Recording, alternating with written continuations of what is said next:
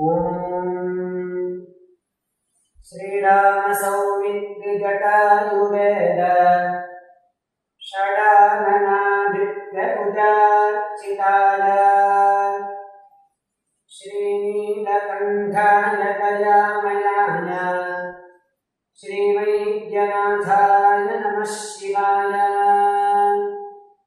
ईश्वरो गुरुरात्मेति मूर्तिभेदविभागिने व्योमवद्व्यात्तदेहाय दक्षिणामूर्तये नमः। हर नमः पार्वतीपतये हर हर महादेव। श्री गुरुभ्यो नमः। अस्मद्गुरुचरणान् नमस्कृत्य अद्य महत्सुदिने गुरुपूर्णिमा प्रयुक्त पुण्यदिने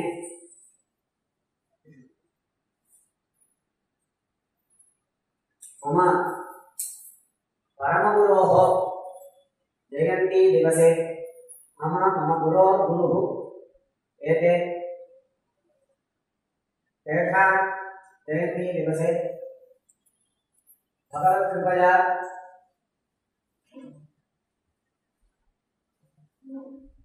शारीरकमीमांसाशास्त्रस्य प्रथमसूत्रे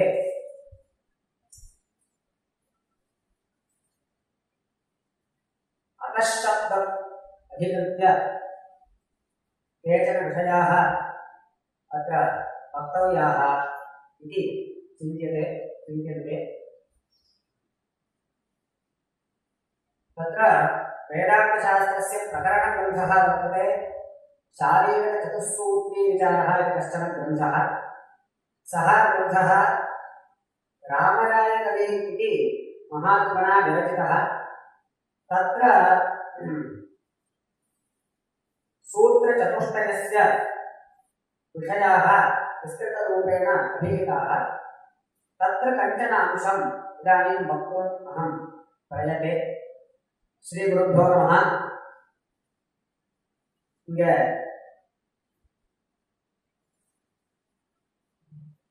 குரு பூர்ணிமா புண்ணிய தினத்துல நம்ம எல்லாம் ஒன்று கூடியிருக்கோம்.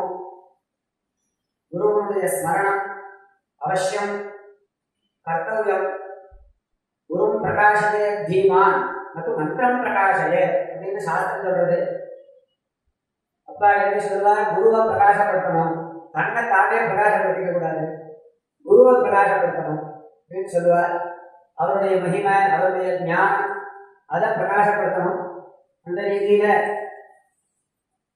இன்றைய தினம் பிரம்மஸ்ரீ சாஸ்திரநாதனம் எஸ்.ஆர். கிருஷ்ணமூர்த்தி சாஸ்திரிகள் அப்படின்ற ரொம்ப பெரிய மகான்.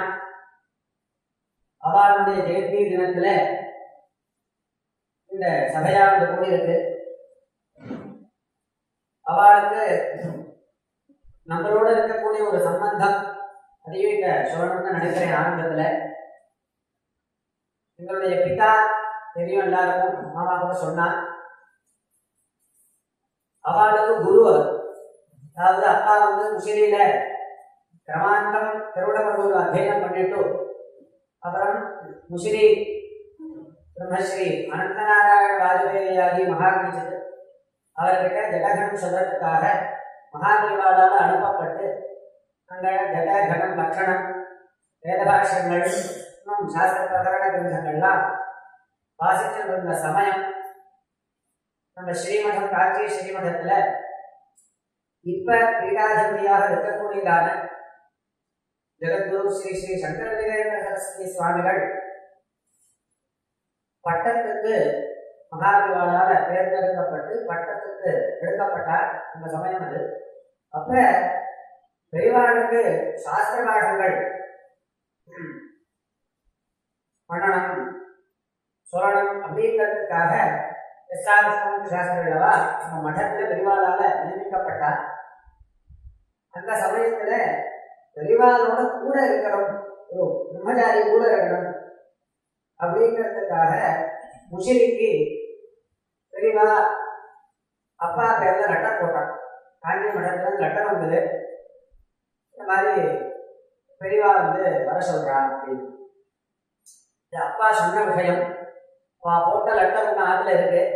ஆனால் அப்பா சொன்ன விஷயத்தையும் நான் சேர்த்து சொல்றேன். இந்த இடத்துல லெட்டர் வந்தது, அப்பா பேரில் வந்தது லெட்டர், வாத்தியாருக்கு பேரில் அப்பா பேரில் லெட்டர் வந்தால் அந்த பையன் கிட்ட தான் கொடுப்பாளாம். வாத்தியார் படித்து பார்த்துட்டு கொடுக்க மாட்டாளாம். எந்த குழந்தை பேரில் லெட்டர் வந்ததோ அந்த லெட்டரை வார்த்தை கொடுத்துருவாளாம் படிக்காமையே.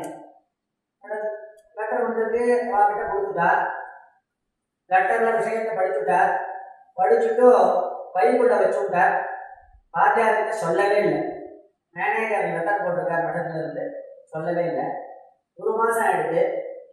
அப்புறம் மறுபடியும் வாத்தியார் பேர்ல லெட்டர் வந்துட்டான் மடத்துல இருந்து மேனேஜர். ஒரு மாசம் முன்னாடியே நாங்கள் லெட்டர் போட்டுருந்தோம். உடனே வாத்தியார் அப்பாவை கூப்பிட்டு கேட்டாராம், என்னடா லெட்டர் போட்டேன்னு சொல்றாளே, இருந்ததா, என்ன சமாச்சாரம்? ஆமா வந்தது, ஏன் என்கிட்ட சொல்லல? அப்பா சொன்னாரா, வேதத்துக்கு நான் 10 வாத்தியார பார்த்துட்டேன். காசில இருந்து ஆரம்பிச்சு இங்க வரைக்கும் 10 வாத்தியார பார்த்துட்டேன். சாஸ்திரத்துக்கு ஒரு வாத்தியார் தான் எனக்கு இருக்கணும்னு நினைக்கிறேன். உங்ககிட்ட என்ன நான் கத்துக்கிறேன்னா அது போறோம் அப்படிங்கிறதுனாலதான் நான் இந்த விஷயத்தை உங்ககிட்ட சொல்லலை அப்படின்னு சொன்னார். அப்ப முஸ்லிம் பெரியவா வந்து இல்ல இல்ல பெரியவா சொல்லியிருக்கா, அதனால நீ போகணும். இன்னொன்னு, எனக்கு அவர் வாத்தியார் அப்படின்னா நீ யாரோ ஒருத்தர்கிட்ட போய் பாடம் கற்றுக்க போறதில்ல. எஸ்ஆர் கைலாசங்கிறவர் எனக்கு வாத்தியார் அவர். இதனால வாத்தியார்கிட்ட நீ கற்றுக்க போற, அதனால போய் கற்றுட்டு வா, போயிட்டு வா அப்படின்னு ஸ்ரீவாத்தியாருடைய அனுகிரகத்தோட மഠத்துல பாரத விழாவோட சேர்ந்து ஒரு 2.5 வருட காலம் சார் ஸ்ரீமூர்த்தி சாஸ்திரர்கிட்ட சாஸ்திர சிரவணங்கள் பண்ணியிருக்கா. தர்க்கசாஸ்திரம், தினகரி விகிருந்தம், இன்னும் வேதாந்த கிரந்தங்கள்லாம் வாசிச்சிருக்கார்.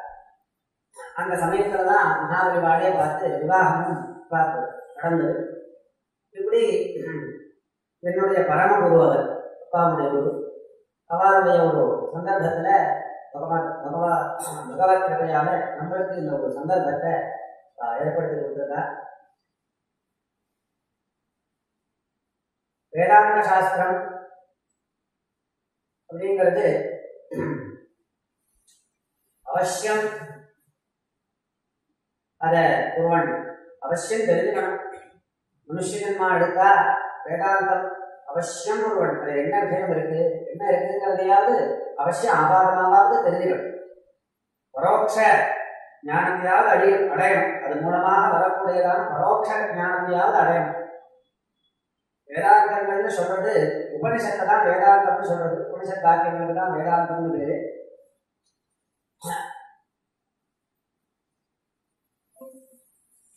ஸ்ருதி பிரஸ்தானம், ஸ்மிருதி பிரஸ்தானம், சூத்திர பிரஸ்தானம் அப்படின்னு 3 பிரஸ்தானங்களாக இருக்கு. ஸ்ருதி பிரஸ்தானம்னு நம்ம உபனிஷத்தை சொல்றோம், ஸ்மிருதி பிரஸ்தானம்னு கீதையை சொல்றோம், சூத்திர பிரஸ்தானம் அப்படின்னு பிரம்மசூத்திரம், வியாசாச்சாரியால் பண்ணதான பிரம்மசூத்திரம். இப்படி பிரஸ்தான பலன்கள் அப்படின்னு இருக்கு. இதுல வேதாந்த சாஸ்திரத்தினால வேதாந்தங்கள்னால பிரம்ம விசாரம் பண்ணணும். பிரம்மத்தை விசாரம் பண்ணணும். பிரம்மன்னா ஆத்மானம், சுத்த பிரம்மம், நிர்குணஸ்வரூபமான ஆத்ம விசாரம் பண்ணணும். யார் பண்ணணும், எதுக்கு பண்ணணும், இப்படிங்கிறதெல்லாம் சாஸ்திரக்காரன் நமக்கு சொல்லிக் கொடுக்குறார். வியாசர் சொல்றார், இப்ப இந்த உபனிஷத்துக்கள்னால உபனிஷத் வாக்கியங்களை கொண்டு பிரம்மத்தை விசாரம் பண்ணணும். அப்ப இந்த சூத்திர கிரந்தம் எதுக்கு, பிரம்மசூத்திரம் எதுக்கு, இதுக்கு சாரீரக மீமாம்சா அப்படின்னு. சாரீரக மீமாம்சா பண்ண வேண்டியது பிரம்ம விசாரம். அதனுடைய முதல் சூத்திரமே அதாவது பிரம்ம ஜிக்ஞாசா அப்படின்னு. சாரீரக மீமாம்சா சாஸ்திரத்தினுடைய முதல் சூத்திரம் பிரம்ம ஜிக்ஞாசா. சாரீரகங்கிற சப்தத்துக்கு என்ன அர்த்தம், சரீர சம்பந்தி ஜீவாத்மான அர்த்தம். சாரீரக மீமாம்சா, மீமாம்சாங்கிற சப்தத்துக்கு விசாரா அப்படின்னு அர்த்தம். சாரீரக மீமாம்சா ஜீவாத்ம விஷயமான விசாரம். ஆனா முதல் சூத்திரத்தில் அதாவது பிரம்ம ஜிக்ஞாசா, பிரம்ம விஷயத்தை இச்சா, இச்சைக்கு லட்சணையா விசாரங்கிற அர்த்தம். கர்த்தவியம் அப்படின்னு அத்தியாகாரம் பண்ணிக்கணும். பிரம்ம விசார கர்த்தவியா அப்படின்னு வாக்கியார்த்தம் சொல்றாங்க. இப்ப சாரீரக மீமாம்சான்னு பேரு, ஆனா சொல்றதோ முதல் சூத்திரத்துல பிரம்ம விசாரம். என்னது, ஜீவாத்மா விஷயமான விசாரம்னு பேர் கொடுத்துட்டு பிரம்ம விசாரம் பண்ணணும் அப்படின்னு சூத்திரத்துல ஆரம்பத்திலேயே சொல்றேன் அப்படின்னா, இப்படி பெயர் வச்சதுனாலே பகவத்பாதாலே இந்த பெயரை சொல்ற. வேதாந்த வாக்கிய மீமாம்சா பிரஸ்தூயதே அப்படிங்கிறார். சாரீரக மீமாம்சா, அதாவது ஜீவாத்ம விஷயமான விசாரம். இந்த பெயர் இப்படி வச்சதுனாலேயே ஜீவ பிரம்ம ஐக்கியத்தை போதனம் பண்றார். சாரீரக மீமாம்சான்னு அந்த நாமதேயத்தினாலே ஜீவ பிரம்ம ஐக்கியமானது போதிக்கப்படுறது. இதுல உபனிஷத் வாக்கியங்கள்னால பிரம்மத்தை விசாரம் பண்ணணும். இந்த உபனிஷத் வாக்கியத்தினால எப்படி பிரம்மத்தை விசாரம் பண்ணணும் அப்படின்னு சொல்லிக் கொடுக்கறதுக்காக தான் சூத்திரம். அதனாலதான் ஜிக்ஞாசாதிகரணத்தினுடைய கடைசி வாக்கியத்துல பகவத்பாதா தஸ்மாத் பிரம்ம ஜிக்ஞாசோபன்யாசமுகேன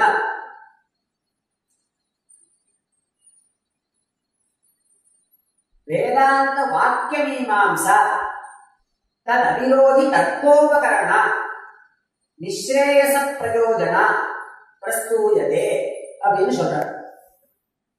யுக்திகளை கொண்டு, பல யுக்திகளை கொண்டு நியாயங்கள்னு சொல்லுவோம். பல நியாயங்களை கொண்டு இந்த வேதாந்த வாக்கியங்களை எப்படி விசாரம் பண்ணணும். ஏன்னா வேதாந்த வாக்கியத்துக்கு எதுக்கு நியாயங்கள் தேவை அப்படின்னா, உபனிஷத்துக்கள்ல ஒவ்வொரு வாக்கியங்களுக்கும் பரஸ்பரம் விரோதம் மாதிரி தோணும். ஒரு இடத்துல ஒன்று இருக்கும், இன்னொரு இடத்துல வேற மாதிரி இருக்கும். இப்போ மானாந்திர விரோதங்கள், பிரத்யட்ச விரோதம் இத்தியாதி விரோதங்கள்லாம் வரும். அப்படி இருக்கிறச்ச இந்த விரோதங்கள்லாம் போக்குறதுக்கு பல நியாயங்களை உபயோகப்படுத்தி அதை விசாரம் பண்ணினாதான் உபனிஷத் வாக்கியங்களுடைய தாற்பயம் என்ன, தாற்பயபூதமான அர்த்தம் என்ன அப்படிங்கிறத நம்மளால தெரிஞ்சுக்க முடியும். அதுக்காக தான் வேதாந்த வாக்கிய மீமாம்சா. இந்த சாரீரக மீமாம்சான்னு சொல்லக்கூடியதான பிரம்மசூத்திரம் என்ன பண்றதுன்னா, இந்த வேதாந்த வாக்கியங்களை விசாரம் பண்றது. பிரம்ம விசாரத்துக்கு உபயோகமாக இருக்கக்கூடியதான வேதாந்த வாக்கியங்களை அதை எப்படி விசாரம் பண்ணணும் அப்படின்னு விசாரம் பண்ணி காண்கிறது தான் இந்த பிரம்மசூத்திரங்கள். இந்த நியாயங்களை உபயோகப்படுத்தி வேதாந்த வாக்கியங்களை வச்சுட்டு பிரம்ம விசாரம் பண்ணணும் அப்படின்னு நம்மளுக்கு தெரியாது. இப்ப பிரம்ம ஜிக்ஞாசா பிரம்மசூத்திரமானது பகவத் அவதாரமான வியாசாச்சாரியாரால பண்ணப்பட்டது. பகவத்பாதாள் பாஷ்யம் பண்ணியிருக்கார். கம்பீரமான பாஷ்யம். இதுக்கு பல வியாக்கியானங்கள். அதுல முதல் 4 சூத்திரங்களுக்கு சதுஸ்சூக்தி அப்படின்னு பேர். வெள்ளம் கொண்ட ராமராய கவி அப்படின்னு ஒரு மகான். அவர் வேதாந்தி. சமீப காலத்துலதான் அவர் ஜீவிச்சுட்டு இருந்தார். சரித்திரப்படி 1875 இருந்து 1914 வரைக்கும் அவருடைய காலம். அவர் வேதாந்த சம்பந்தமான பல கிரந்தங்கள் பண்ணியிருக்கார். பகவத்கீதைக்கு சாங்கர பாஷ்யத்துக்கு வியாக்கியானம் பண்ணியிருக்கார். அவர் ராமராஜ கவி அப்படிங்கிறவர். அவர் சாரீரக சதுஸ்சூத்ரி விசாரா அப்படின்னு ஒரு பிரகரண கிரந்தம் பண்ணியிருக்கார். இதுல ரொம்ப ஆச்சரியமா அவருடைய கிரந்த ரச்சனையும் ரொம்ப ஆச்சரியமா இருக்கும். அவருடைய கிரந்தத்தை பார்த்தா அவருடைய உத்தேசம் என்னன்னு தோன்றது அப்படின்னா பார்த்தாலே புரியும். விசிஷ்டாத்வைதத்தை அவர் எடுத்துக்காம அதை கண்டனம் பண்ற மாதிரியே அவருடைய செயலி இருக்கும். அதை குறிச்சே அவர் பேசுற மாதிரி இருக்கும். அப்படி அவருடைய கிரந்தத்துடைய செயலி இருக்கு.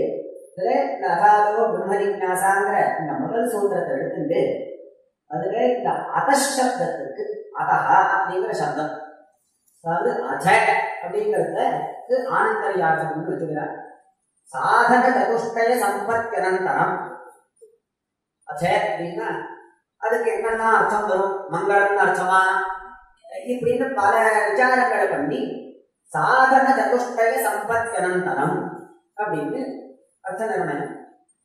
சாதன சதுஷ்டயம் அப்படின்னா என்ன? நித்யானித்ய வஸ்து விவேகः, இஹாமுத்ரார்த்த ஃபலபோக விராகः, சமதமாதி ஷட்க சம்பத்திः, உத்கட மோட்ச.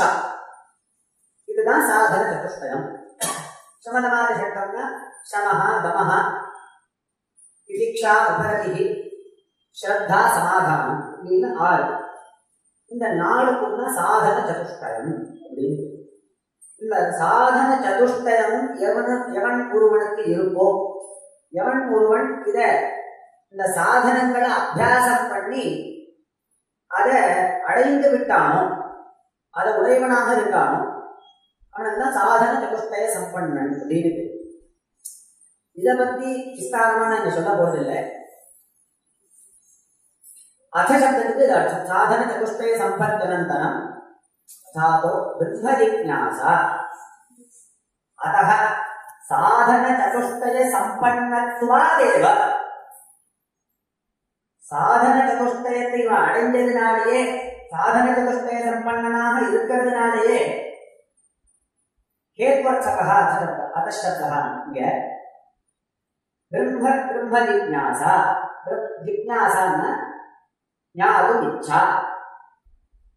பிரம்ம விஷயக ஜிக்ஞாசா, பிரம்மத்தை அடைய வேண்டும் என்கிற ஞான விஷயகமான இச்சை. பிரம்ம விஷயக ஞான இச்சா, இது பிரம்ம ஜிக்ஞாசாங்கிற சப்தத்துக்கு அர்த்தம். பிரம்ம ஜிக்ஞாசா பவதி அப்படின்னு நம்மளுக்கு கிடைக்கிறது. ஆனா லட்சணையா இங்க என்ன அர்த்தம் சொல்லணும் அப்படின்னா, பிரம்ம ஜிக்ஞாசா சரி, அதனால என்ன பிரம்ம விசாரா அப்படிங்கிறது வரைக்கும் அர்த்தம் சொல்லணும். பிரம்மத்தை தெரிஞ்சுக்கணுங்கிற ஆசை வருது, அந்த ஆசையை பூர்த்தி பண்ணணும்னா என்ன பண்ணணும்? விசாரம் பண்ணாதான் அது பூர்த்தி ஆகும். அதை நன்னா தெரிஞ்சுக்க முடியும்.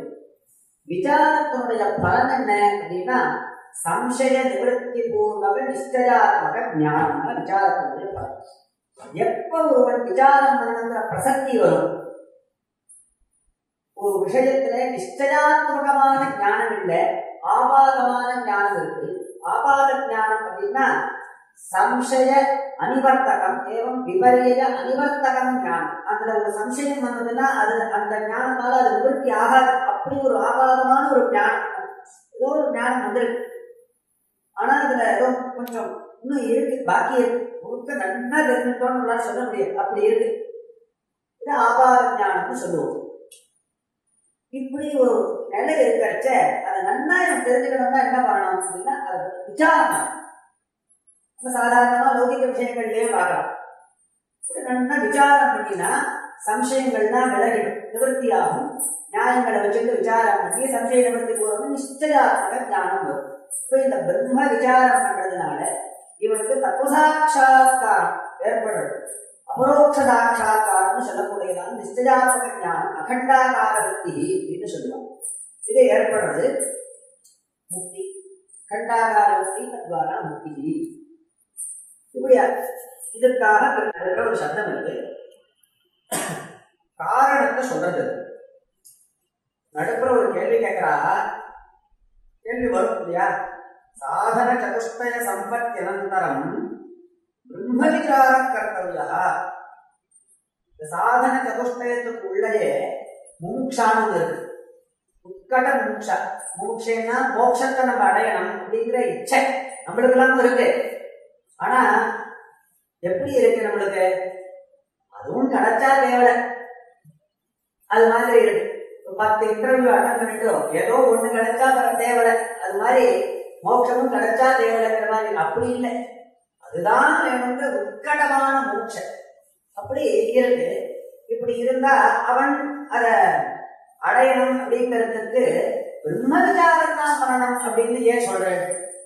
சாதன சதுஷ்டய சம்பன்னத்வாது பிரம்ம விசார ஏவ கர்த்தவ்யா இது குதஹ, ஏன் அப்படி சொல்றேன் அப்படின்னு அடுத்த ஒரு கேள்வி வரும். வேற விஷயத்தினால நம்மளால தெரிஞ்சுக்க முடியாதா? பிரம்மத்தை முக்தி அடைய முடியாதா? மோட்சத்தை அடைய, மோட்ச விஷய இச்சை தானே, அதை வேற வேற வழியால முக்தி அடைய முடியாதா? ஞானத்தினால்தான் முக்தி அடையணுமா? வேற வழினாலும் அடைய முடியாதா? பிரம்ம விசாரம் தான் அடையணுமா? குதஹா அப்படின்னு ஒரு கேள்வி வருது இல்லையா? அப்புறம் அதுக்கு யதஹா அப்படின்னு அது ஒரு ஹேது சொல்லணும். சொல்லிட்டு அதஹா இப்படி இருக்கிறதுனால பிரம்ம விசாரம் தான் பண்ணணும் அப்படின்னு இங்க வாக்கியார்த்தம் சொல்லணும். இந்த அதஹா அப்படிங்கிற இந்த சப்தத்துக்கு முன்னாடி பூர்வபக்ஷம், ஏன் வேற மார்க்கம் இருக்கே, அதனால நீங்க முக்தி அடையலாமே அப்படின்னு ஒரு கேள்வி. அதனால அடைய முடியாது, இந்த காரணத்தினால அதனால அடைய முடியாது, இதனாலதான் அடையணும், அதனால பிரம்ம விசாரம் தான் பண்ணணும் அப்படின்னு பதில். இப்ப இந்த கேள்வி கேட்கமா என்ன பண்றான், பிரம்ம விசாரம் பண்ண வேண்டியது இல்ல, வேற வழி இருக்கு அப்படின்னு கேள்வி கேட்டு, எப்ப வேற வழி இருக்குன்னா பிரம்ம விசாரம் பண்ண வேண்டியது இல்லையோ சாஸ்திரமே ஆரம்பிக்க வேண்டாம். சாஸ்திரம் எதுக்கு ஆரம்பிக்கிறேன், பிரம்ம விசாரம் பண்ணணும் சாஸ்திரமே, சாஸ்திராரம்பா ததர்த்தா இருக்கும், சாஸ்திரமே ஆரம்பிக்க வேண்டாம், சாஸ்திரம் ஆரம்பிக்கலாம். இல்லப்பா பிரம்ம விசாரத்தினாலதான் நீ முக்தி அடைய முடியும், பிரம்ம ஞானத்தினாலதான் அடைய முடியும், அதனால சாஸ்திரம் பிரம்ம விசாரம் பண்ணி ஞானத்தை அடைஞ்சாதான் முக்தி, அதனால சாஸ்திரம் ஆரம்பணீயம் அப்படின்னு பதில். இத மாதிரி 102 பூர்வபக்ஷம் 102 சித்தாந்தம் பண்ணியிருக்கார் இவர். இந்த அதசப்தத்துக்கு இந்த ராமராஜ கவிங்கிற மகன் அந்த விஷயத்தை எடுத்து யதா சமயம் யதா மதி சொல்லலாம் அப்படின்னு வாத்தியாருடைய ஒரு ஆட்சியை ஏற்றுக்கொண்டு இங்க ஆரம்பிக்கிறோம். மற்ற இந்த சூத்திரத்தில் இருக்கக்கூடியதான மீதி சப்தங்களுக்கு நம்ம அர்த்தத்தை முதலே சொல்லியிருக்கோம், அதை மனசுல வச்சுக்கணும், வச்சுட்டு இத அனுசந்தானம் கேட்டா சிரவணம் பண்ணா புரியும்.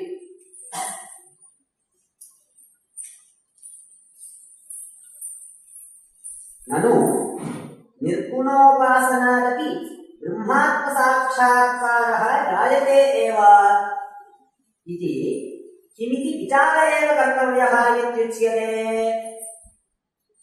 அப்படின்னு கேள்வி. நிர்குண பிரம்ம சாட்சாத்காரம் ஏற்படணும், அதுதானே முக்திக்கு வழி. சாட்சாத்காரம்னா ஞானம். அப்ப அதற்கு மார்க்காந்தரம் இருக்கே, நம்ம ஒரு தெய்வத்தை நினைச்சுட்டே இருக்கோம் அப்படின்னா அந்த தெய்வம் நம்மளுக்கு பிரத்யட்சமாகுதே. இதுக்கு சாஸ்திரத்துல காமினி சாட்சாத்காரம் அப்படின்னு சொல்லும் சாஸ்திரம்.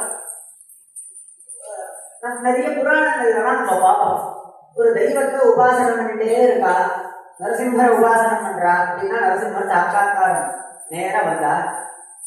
துருவசுவாமி பகவான் சங்கரகதாச்சாரியாக உபாசனம் பண்ணா, வாசுதேவ மந்திரத்தை ஜபம் பண்ணா, பகவான் நேர வந்தார். இது மாதிரி புராணங்கள் நமக்கு நிறைய தெரியாது. அதே மாதிரி எப்போ உனக்கு நிர்குண பிரம்ம சாட்சாத்காரம் தேவையோ அப்ப நீ என்ன பண்ணணும், நிர்குண பிரம்மத்தை உபாசனம் பண்ணணும்.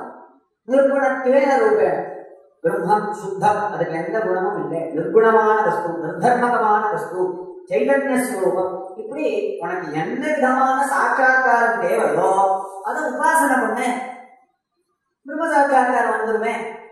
இதுக்கு எதுக்கு நீ பிரம்ம விசாரம் பண்ணணும் அப்படின்னு கேள்வி.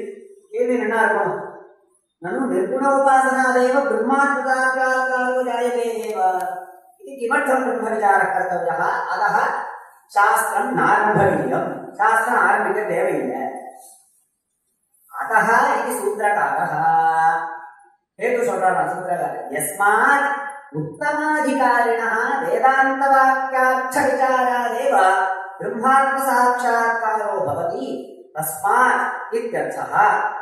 விசாராக்ஷமஸ்ய மந்தாதிகாரிணः ஏவ உபாசன விதானம் இது பாவः. இந்த உபாசனங்கிறது எதுக்கு ஹேது தெரியுமா, இது நீ பிரம்ம விசாரம் பண்றதுக்கு உனக்கு யோக்கியத்தையை ஏற்படுத்தி கொடுக்கறது தான் பண்ணும் இந்த உபாசனங்கிறது. அவன் தான் அது உபாசனத்துக்கு அதிகாரி. சாதன சதுர்த்தய சம்பத்தி வரணங்கிறதுக்காக தான் உபாசனம். பகவத் அனுகிரகத்தினால சாதன சதுஷ்டயம் நம்ம அடையணும் அப்படிங்கிறதுக்கு தான் உபாசனமே.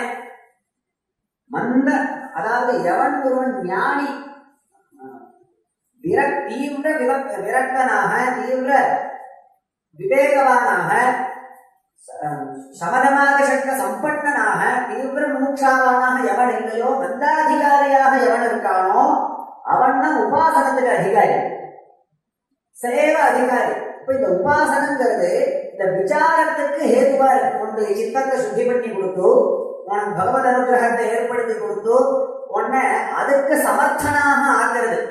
அதுதான் சொல்றார், யஸ்மாத் உத்தமாதிகாரிணா வேதாந்த வாக்கியார்த்த விசாராதேவ பிரம்மாத்மதாக்காரோ. எவன் உத்தமாதிகாரியா இருக்கானோ, நல்ல சித்த சுத்தனாக உபாசன கர்ம மார்க்கங்கள்லாம் ஆச்சரணம் பண்ணி சித்த சுத்தி அடைந்தவனாக எவன் இருக்கானோ, உத்தமாதிகாரி எவன் இருக்கானோ அவன் பிரம்ம விசாரம் பண்ணி வேதாந்த வாக்கியார்த்த விசாரம். வேதாந்த வாக்கியார்த்தம்னா என்ன? வேதாந்த வாக்கியத்துக்கு அர்த்தம் பிரம்மன் தான். அந்த பிரம்ம விசாரம் வேதாந்த வாக்கியங்களை கொண்டு பிரம்ம விசாரம் பண்றதுனாலதான் அவனால சாட்சாத்காரம் அது முடியும். இந்த உபாசனைங்கிறது அதுக்கு படிப்பா, அதுக்கு மார்க்கம். பிரம்ம விசாரம் பண்றதுக்கு இவனை எலிஜிபிலிட்டியாக ஆகிறது இந்த உபாசனங்கிறது. அப்படிங்கிறதுனால பிரம்ம விசாரா கர்த்தவ்யேவ தஸ்மாத் சாஸ்திரம் ஆரம்பம். ரெண்டாவது, நனு கர்மணேவ ஹி சம்சித்தியம் ஆஸ்திகாரின காதயः லோகசங்கிரஹமேவாபி சம்பஷ்யம் கர்த்துமர்ஹசி அப்படின்னு கீதை.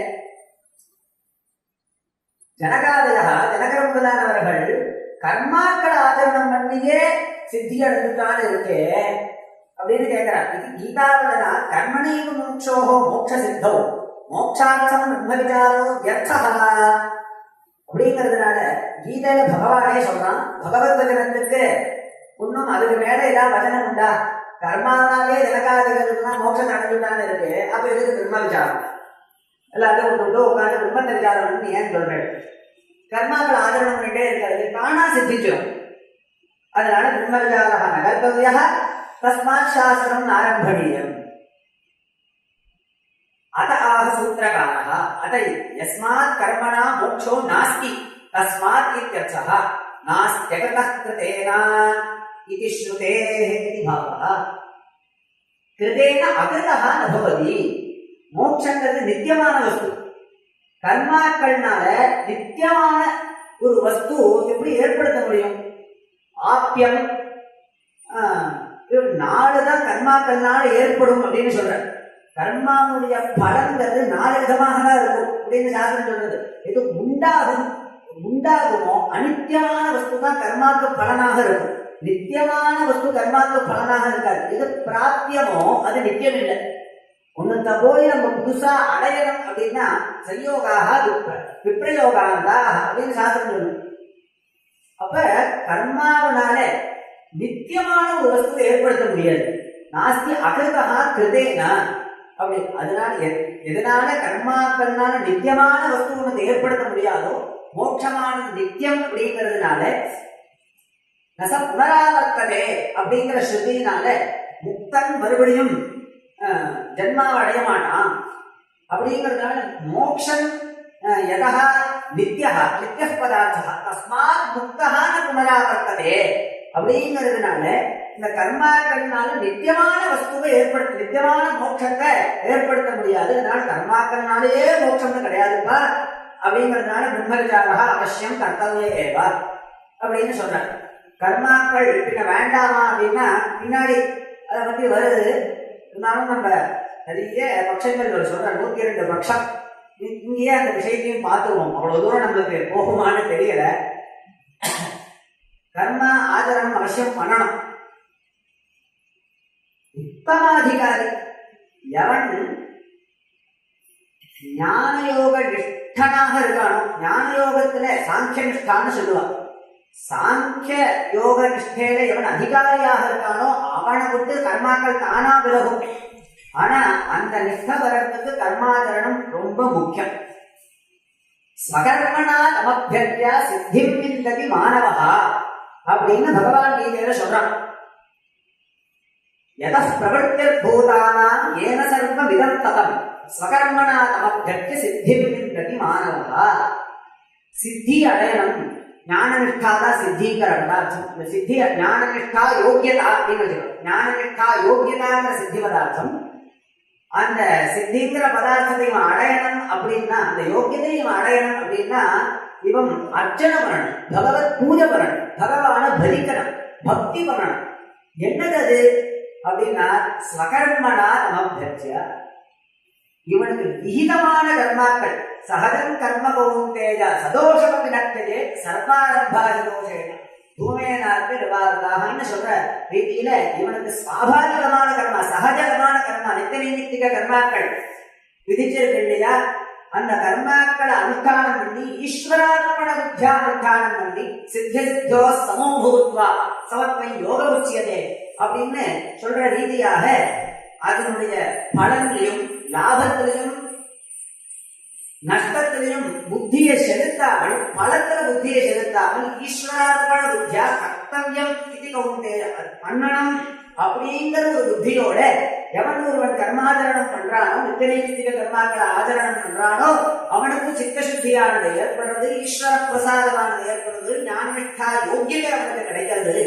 அப்படிங்கிறதுனால கர்மாக்களை விட்டவனுக்கு நிச்சயமா சித்திங்கிறது எந்த ஜென்மாலையும் இல்லை அப்படின்னு கீதையிலேயே பகவான் சொல்றான்.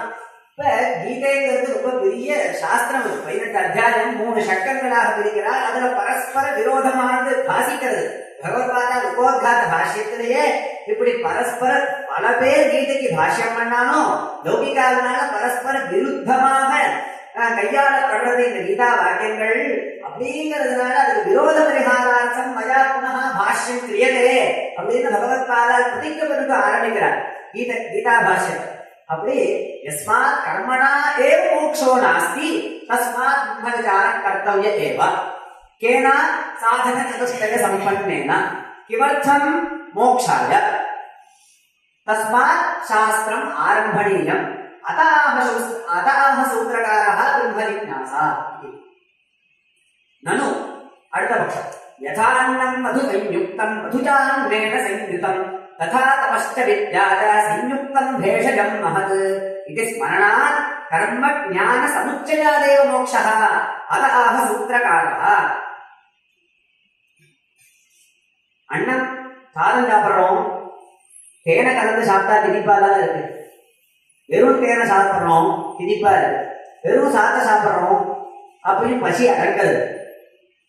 சாத சாப்பிட்டா வெறும் சாதத்தை சாப்பிட்டா ஒரு பலன், வெறும் தேனை சாப்பிட்டா ஒரு பலன். அதாவது பலன்னா நம்மளுக்கு அந்த சுகத்தை நம்ம அனுபவிக்கிறோமே அதுதான் இந்த பலன். சுகோப போக சுக சாட்சாத்காரம் அது வேற விதமா இருக்கு. வெறும் சாதத்தை சாப்பிட்டா வேற விதமா இருக்கு, வெறும் தேனை சாப்பிட்டா வேற விதமா இருக்கு. ரெண்டுத்துக்கு கலந்து சாப்பிட்டா அது வேற விதமா இருக்கணும். இதுக்கு இன்னொரு உதாரணம் சொல்லுவா. வெறும் தயிரை சாப்பிட்டா ஜுரம் வருமா? ஜுரம். அதுவே வெள்ளை சர்க்கரையை சேர்த்து தயிரை சாப்பிட்டோம்னா புஷ்டி ஹேது. கேவலம் ததிபக்ஷணம் ஜுவர ஹேது. சர்க்கரா மிஸ்ரித ததி புஷ்டி ஹேது. அது மாதிரி இங்க நீ வெறும் கர்மாவை பண்ணா மோட்சம் கிடைக்காது. ஞானத்தோட சேர்த்துக்கோ. ஞானம் பிரம்மச்சாரம் பண்ண ஞானத்தையும் அடைய, கர்மாவை விடாது. கர்மாதனமும் பண்ணணும், ஞானமும் அடையணும். ரெண்டும் ஞான கர்ம சமுச்சயவாதகான்னு சாஸ்திரத்துல எங்க பார்த்தாலும் வரும். இதுக்கு கண்டனம் பண்ணிட்டே இருப்பார் பகவத்பாதா. அந்த காலத்துல ரொம்ப பிரசித்தமா இருந்தது போல ஞான கர்ம சமுச்சயவாதங்கிறது. அதனால நிறைய கண்டனம் பண்ணுவார் பகவத்பாதா. அதுல இப்படி ஞானமும் கர்மாவும் சேர்ந்துதான் மோட்சம். கர்மாக்களை விடுறதுக்கு ரைட்ஸ் கிடையாது அவனுக்கு. அவன் ஞானியா கூட இருக்கலாம், ஜீவன் முக்தனா இருக்கலாம், எப்படி வேணா இருக்கணும். கர்மா விடுறதுக்கு அவன் ரைட்ஸ் கிடையாது. அப்படிங்கிறதுனால ரெண்டும் சேர்த்துதான் மோட்சம் அப்படின்னு சொல்ற. அதுக்கு யஸ்மாத் சமுச்சயஸ்ய யுகவத் ஏகபுருஷானுஷ்டேயத்வ அசம்பவः தஸ்மாத். சுத்த பிரம்ம விஷயக விசாரம் இல்லையா? இந்த சுத்த பிரம்ம விஷய விசாரம் பண்ணி இவன் ஞானத்தை அடைஞ்சான் அப்படின்னா அந்த நிர்குண கர்த்திருவாதி ரஹித கர்த்திருவ போக்திருவாதி ரஹித ஆத்ம விஷயக ஞானம் எவனுக்கு இருக்கோ அவனால கர்மா பண்ணவே முடியாது. கர்மா பண்ணணும் அப்படின்னா நான் கர்த்தா, நான் பண்ண வேண்டிய கர்மா இது, இதை பண்ணி நான் அதை அடையணும், நான் இந்த கர்மாவுக்கு அதிகாரி, இப்படிங்கிற விஷயங்கள்லாம் கர்த்திருவ போக்திருவ இத்தியாதி விஷயங்கள்லாம் எனக்கு இருக்கணும். ஆத்மாவை கர்த்தா அப்படின்னு நினைக்கணும். நான் அதை அடையணும் அப்படின்னு இன்னொன்னத்தை இவன் அடையணும். இப்ப இந்த பேத புத்தி இருக்கிற வரைக்கும் தான் இவன் கர்மாவுக்கு ஃபிட்டு. இந்த சுத்த பிரம்ம விடயமான ஞானி இவன் வந்துருத்தோ, இவன் சாட்சாத்காரத்தை அடைஞ்சுதான் ஞானி ஆயிட்டான்னா அப்ப இந்த பேத புத்தி போயிடும். இந்த பிரம்மஞானம் சுத்த பிரம்மஞானம் அது என்ன பண்ணும் அப்படின்னா சுத்த பிரம்ம விஷயமான அஜ்ஞானத்தை போக்கடிக்கும். ஆத்மா அப்படிங்கறதுதான் பிரம்மன்னு சொல்றோம். ஏகதேவ ஆத்மா அத்விதீயா சுத்தஸ்வரூபா நிர்குணா சைதன்யஸ்வரூபா ஆனந்தஸ்வரூபா நித்திய சுத்த புத்த முக்த ஸ்வபாவா அப்படின்னு ஒரே வாக்கியத்துல சொல்லணும் சாஸ்திரம். நித்திய சுத்த புத்த முக்த ஸ்வபாவம் அப்படின்னு அடிக்கடி வந்தது. இப்பேற்பட்ட ஆத்மவஸ்து அப்படிங்கறத சாட்சாத்கரிச்சுட்டான் அப்படின்னா என்ன ஆகும்னா இந்த விஷயகமான ஒரு அஜ்ஞானம் நமக்கு இருந்தது அது போயிடும். அஜ்ஞானம் மூலதா நடந்தது. இப்ப அஜ்ஞான காரியமான துவைத புத்தியும் போயிடும். துவைத புத்தி போயிடுதுன்னா கர்த்தத்வாதி புத்தியும் போயிடும். கர்த்தத்வாதி புத்திகள் இவனுக்கு இல்லைன்னா கர்மாதிபன் எப்படி அதிகாரி ஆவான் அப்படிங்கறதுனால இந்த ஸ்மிருதி வாக்கியம் நீங்க சொன்னேனே ததா தபஸ்ச வித்யாச்சா சயுக்தம் பேஷஜம் மகது அப்படின்னு சொன்னேன். அது ஒரு பெரிய ஔஷதம் அப்படின்னு சொன்னேனே. அங்க இந்த வித்யேங்கிற சப்தத்தினால தத்துவசாட்சாத்காரத்தை எடுத்துக்க கூடாது, பிரம்மவித்தையை எடுத்துக்க கூடாது, உபாசனத்தை எடுத்துக்கணும். கர்மாவும் உபாசனமும் சேர்ந்தால் அதனுடைய பலன் வேறு அதிசயமான பலன். வெறும் கர்மாவை பண்றதுக்கும் வெறும் உபாசனத்தை பண்றதுக்கும் ரெண்டுக்கும் சேர்த்து பண்றதுக்கும் வித்தியாசம் உண்டு அப்படின்னு நம்ம ஸ்மிருதி சொல்றதே தவிர ஞானம் பிரம்ம ஞானத்துக்கும் ஞானத்தையும் கர்மாவையும் சேர்க்க சொல்லல. அதனால பிரம்மவிசார கர்த்தவியதேவ சுத்த பிரம்மவிசார கர்த்தவியதேவ தஸ்மாத் சாஸ்திரம் ஆரம்பணீயம். நனு கர்மனிஷ்டயா சித்தசுத்தோ சத்யாமேவ ஞானமார்கே பிரவேஷ்டுமதிகாரः இத்யதः சூத்திரகாரः. கர்மனிஷ்டயா சித்தசுத்தோ அதை இஹஜன்மனி ஜென்மாந்தரேவ, அதாவது ஓரளவுக்கு முன்னாடி அந்த விஷயமே தான். இந்த ஜென்மால அவனுக்கு ஞானம் வந்துருத்தோ ஆனாலும் ஞானி ஆனாலும் இவன் இந்த ஜென்மா முடிகிற வரைக்கும் கர்மாக்கள் பண்ணிட்டே இருக்கான்.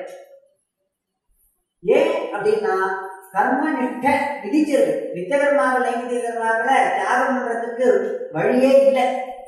தியாகம் பண்ண கூடாது. அகரணே பிரத்யவாயா அப்படின்னு தான் சொல்ற. நித்திய கர்மாக்கள் நைமித்திய கர்மாக்களை பண்ணலைன்னா பாபம் உண்டு அப்படின்னு சாஸ்திரங்கள் சொல்றது. ஆனா வாஸ்தவமா பார்த்தா நித்திய கர்மாக்களை பண்ணலைன்னாலோ நைமித்திய கர்மாக்களை பண்ணலைன்னாலோ பாபம் கிடையாது.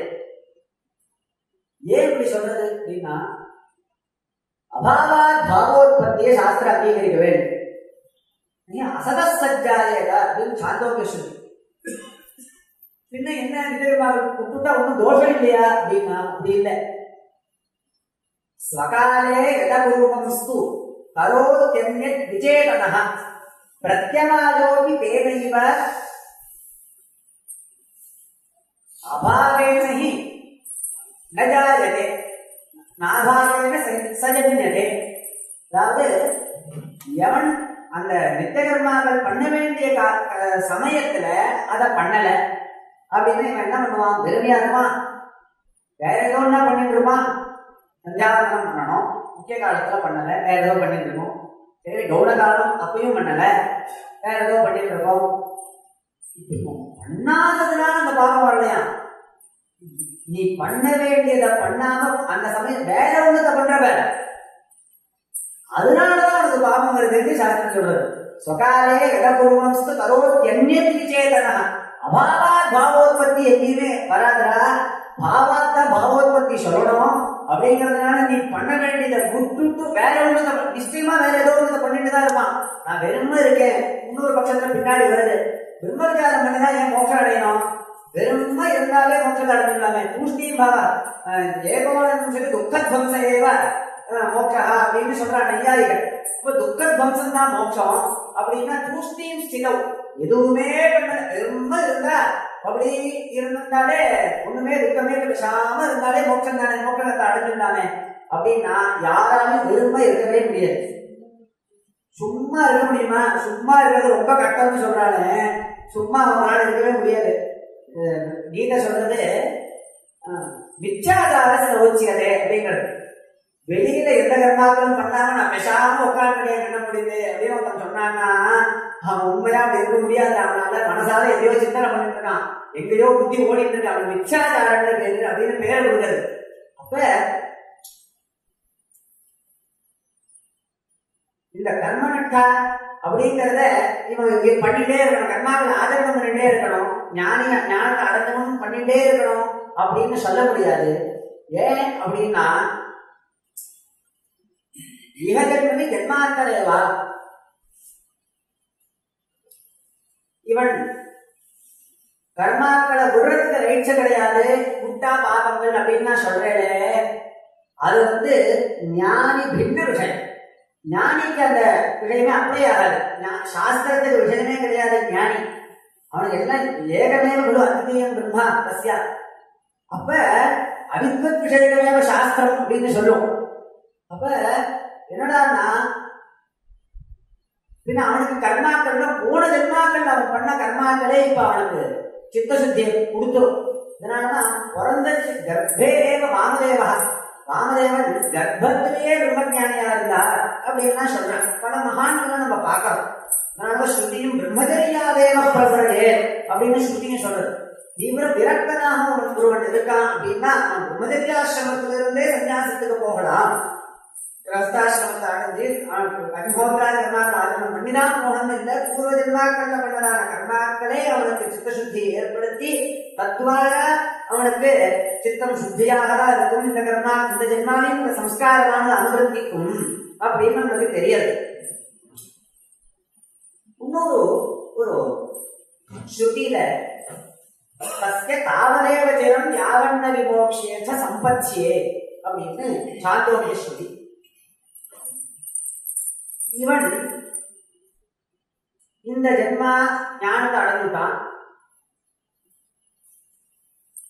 ஞானத்தை அடையிறதுக்கு முன்னாடி இந்த ஜென்மால ஏதோ கர்மாக்களை பண்ணியிருக்கான். அந்த கர்மாக்களுக்கு பலன் அடைஞ்சுதான ஆகணும். அடுத்த ஜென்மா இவனுக்கு உண்டா இல்லையா இருக்குன்னு சொல்லணும். இவன் ஞானத்தை அடைஞ்சுட்டான், முன்னாடி கர்மாக்கள்லாம் பண்ணியிருக்கான். அந்த கர்மாவுடைய பலனை இவன் அனுபவிச்சுதான ஆகணும். அப்ப இன்னொரு ஜென்மா இவனுக்கு உண்டுன்னு சொல்லணும். அதனால இவனுக்கு இன்னொரு ஜென்மா உண்டு, இந்த ஜென்மா இவனுக்கு கடைசின்னு நீங்க சொல்ல முடியாது அப்படின்னு கேள்வி வரைச்ச பகவான் சொல்றார், பஸ்மசாத் குருதேனா ஞானாக்க சர்வகர்மாணி பஸ்மசாத் குருதேனா. இந்த ஞானாக்னியானது சஞ்சித கர்மாக்கள் எல்லாத்தையும் போக்கடிச்சுடுறார், எல்லாத்தையும் பஸ்மீகரணம். அந்த பல சம்பந்தம் இவனுக்கு வராது, இந்த கர்ம பல சம்பந்தம் இவனுக்கு ஏற்படாது அப்படின்னு சொல்றார். அப்படியா? அப்ப இவனுக்கு ஞானம் வந்தா தற்சணையே முக்தி பவே, அந்த க்ஷணத்திலேயே இவன் முக்தி அடைக்கணும் இல்லையா?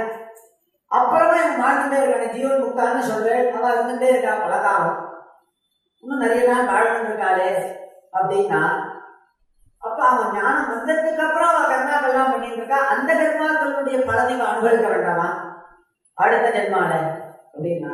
சுவாமி அது கர்மாவே இல்லை, அது கர்மா பாசம் அப்படின்னு கர்மா மாதிரி தோற்றம் அளிக்கிறது, அவ்வளவுதான். ஞானியா இருக்கிறவர் சஞ்சாரம் பண்றார், அவ்வளவு தூரம் ஏன் போகணும்? பகவான் கோபாலன் ஸ்ரீகிருஷ்ண பரமாத்மா அவர் தத்துவஞானி, பகவான் தத்துவஞானி. அவர் யுத்தம் பண்ணலையா? அவர் அக்னிஹோத்திரம் பண்ணலையா? சந்தியாவதனம் பண்ணலையா? கத்திரிய தர்மத்தை அவர் பாலனம் பண்ணலையா? அப்ப தத்துவஞானியா இருக்கிறவாளே கர்மாக்கள்லாம் ஆதரணம் பண்றாளே, கர்மாக்களை விடணும்னு எப்படி சொல்லுவேன்? கர்மாக்களை வாழ்க்கை சம்பந்தம் இல்லைன்னு எப்படி சொல்லுவேன் அப்படின்னா, அஜ்ஞானி கர்மா பண்றதுக்கும் அவா கர்மா பண்றதுக்கும் வித்தியாசம் கொடுப்பா. அகங்கரோமி மயா ஏதத் கர்ம கர்த்தவியம் ஏதத் கிருத்வா பலம் அனுபோகவியம் பிராப்தவியம்னு அவன் நினைச்சிட்டு கர்மாக்களை பண்றது இல்லை. நான் இதை பண்ணி அதை அடையணும், நான் பண்றேன் அப்படிங்கிற புத்தியோட அகங்காராத்தியாச பூர்வம் கர்த்தித்வாத்தியாச பூர்வகம் அவளுக்கு கர்மாக்கள்ல பிரவೃತ್ತಿ ஏற்படுறது இல்லவா? அவ ஆனா பண்றான். இப்படி எதுக்கு பண்றா அப்படின்னா, அதுதான் இந்த குணாதீத லட்சணங்கள்ல சொல்றச்ச முதல்லயே கீதையில 2வது அத்தியாயத்துல கிம் பிரபாஷையில கிமாசீத பிரஜேத கிம் அப்படின்னு பகவான் கேள்வி கேட்கிறான். அந்த இடத்துல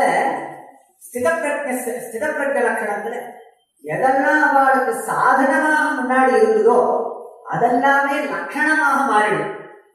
முன்னாடி தத்துவஞானத்தை அடையணுங்கிறதுக்கு அவ எதெல்லாம் சாதனமாக அபியாசம் பண்ணிட்டு அஹிம்சா, சத்தியம், கர்மாச்சரணங்கள், நிஷ்காம புத்தியோட கர்மாச்சரணங்கள் இத்தியாதி எதெல்லாம் அவ சாதனமாக இருந்ததோ அவளுக்கு ஞானியா ஆயிட்டா அப்படின்னா அதுவே லட்சணமாக ஆயிடும் அவளுக்கு. இப்படி இருக்காளா அவ ஞானி அப்படின்னு தெரிஞ்சுக்கோ. அதுக்கு பின்னாடி அது முயற்சி பண்ணி அவ அதை அடையிறதுக்கு முயற்சி பண்ணிட்டே இருப்பாள். ஞானி ஆயிட்டான்னா அது அவருக்கு இருந்துட்டே இருக்கும். அதுவே லட்சணம், சாதனம் லட்சணம் இப்படி விவாதம் பண்ணி அங்க சொல்றாங்க. அப்ப இன்னும் சொல்ற லோகசங்கிரகம் லோகசங்கிரகார்த்தம் லோகத்து சன்மார்க்க பிரதர்சனார்த்தம் தே கர்ம குர்வந்தி. ஞானிகள்னா லோகத்துக்கு சன்மார்க்கத்தை காமிக்கணும் அப்படிங்கிறதுக்காக கர்மாச்சரணம் பண்றாளாம். அப்ப லோகத்துக்கு சன்மார்க்கத்தை காமிக்கணும் அப்படின்னு நினைச்சுட்டு அவ பண்றாளா அப்படின்னா அதுவும் இல்லை.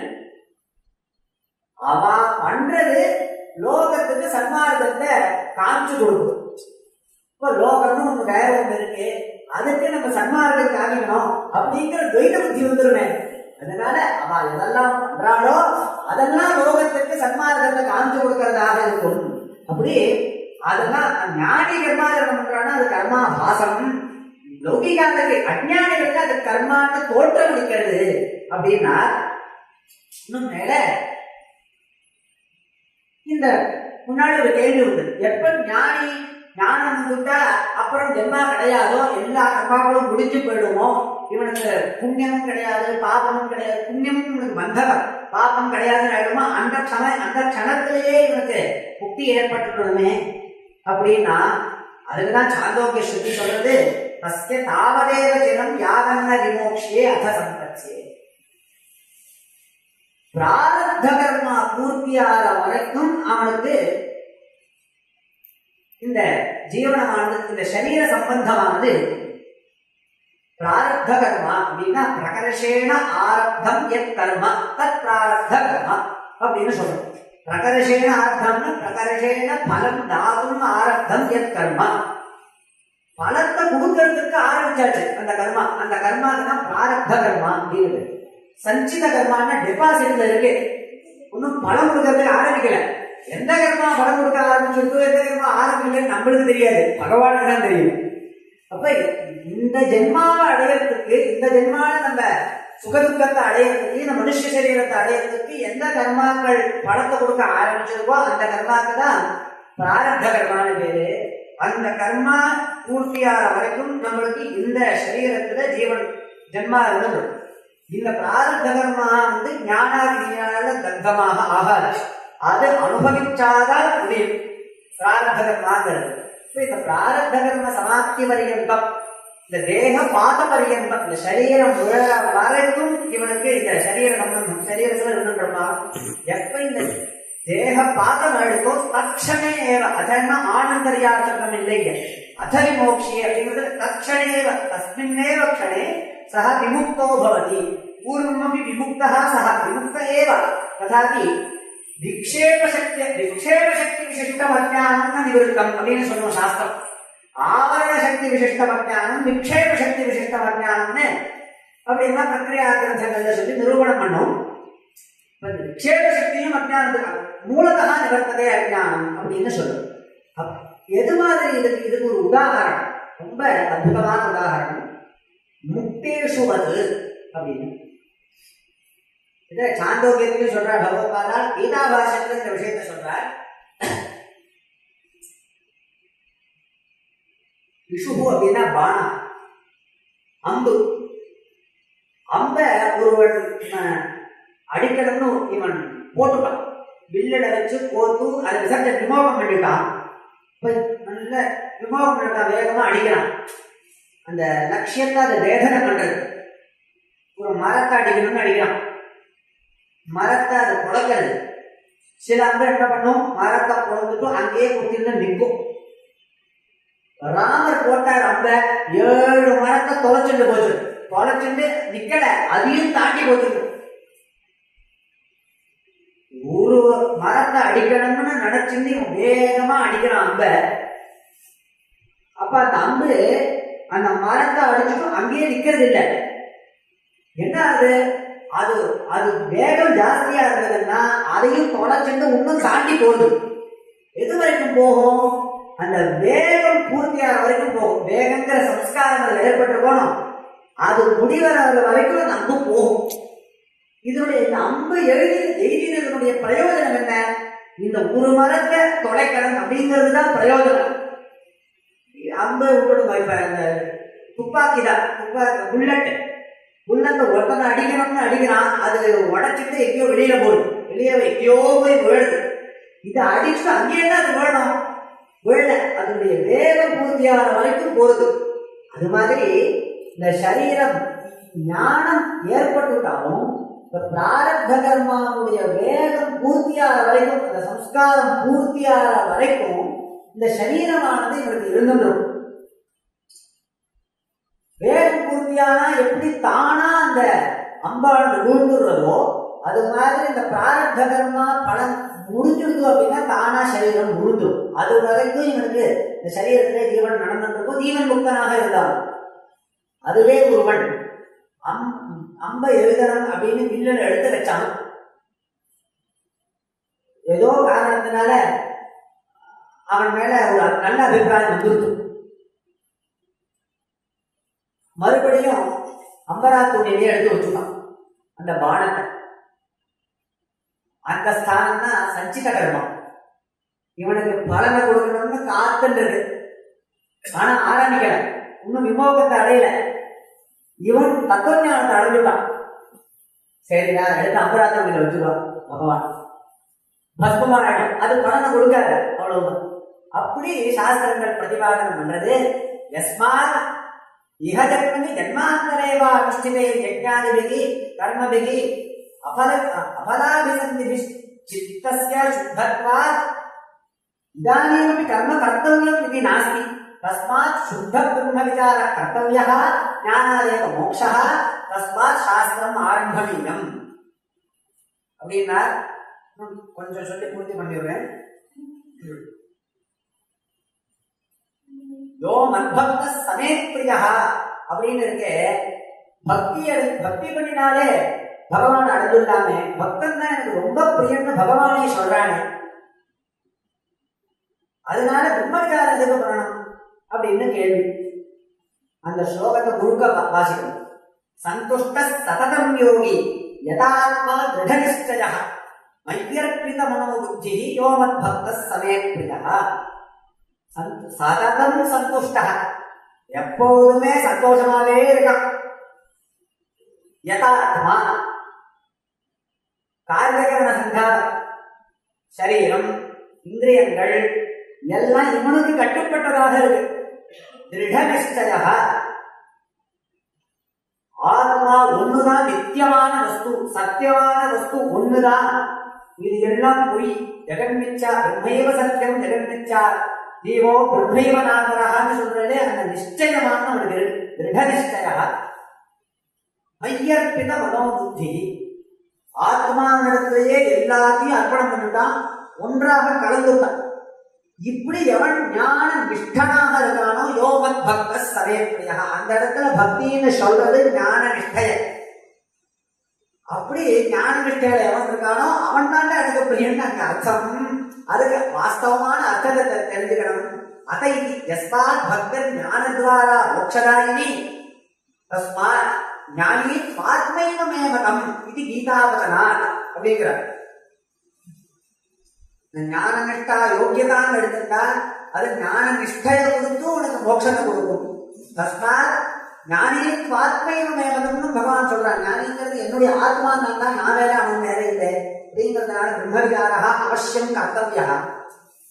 சகஜம் கர்மகௌரம் சர்வதர்மான் பரித்யஜ்ய மாமேகம் சரணம் வத அஹத்வா சர்வபாபேभ्यो மோக்ஷயிஷ்யாமி மாதுஷா சொல்லே. பகவத் சரணாகதிரேவ கர்த்தவ்யா. சரணாகதி அப்படின்னு பட்சம் இருக்கணும். பகவத் சரணாகதி பண்ணிட்டா மோட்சம் அப்படின்னு. அதுக்கு முக்கியமான ஸ்லோகமாக ஆதாரமாக இதுதான் வச்சுக்கிறார். இந்த மந்திரமாக எடுத்துக்கிறார். இது பெரிய மந்திரம். சர்வதர்மான் பரித்யஜ்யங்கிறது பெரிய மந்திரம் இந்த மதத்துல. இப்ப இப்படி இருக்கே சர்வதர்மான் படித்து எல்லாத்தையும் தர்ம சப்தத்துல இந்த அதர்மத்தையும் எழுதணும். உபலட்சணம் தர்ம சப்தம். தர்மாதர்மான் பரித்யஜ்ய மாம் ஏகம் சரணம் ரஜ அகத்வா சர்வ பாபேக்கு. நான் உன்னை எல்லா பாபத்திலிருந்தும் எல்லா துக்கத்திலிருந்தும் விடுவிச்சுடுறேன். நீ பண்ண பாபத்திலிருந்தும் இப்ப கர்மா நித்திய கர்மாக்கள்லாம் விட்டையே, அதனால அந்த பாபத்திலிருந்து எல்லாத்திலிருந்தும் எல்லாத்திலிருந்தும் உனக்கு எதெல்லாம் நித்தகமா இருந்து நான் விடுவிச்சுடுறேன். நீ சோகத்தை அடையாத, நான் பாபம் பண்ணிட்டேனே அப்படின்னு நீ சோகப்படாத. கர்மாக்கள் இதே சோகம்.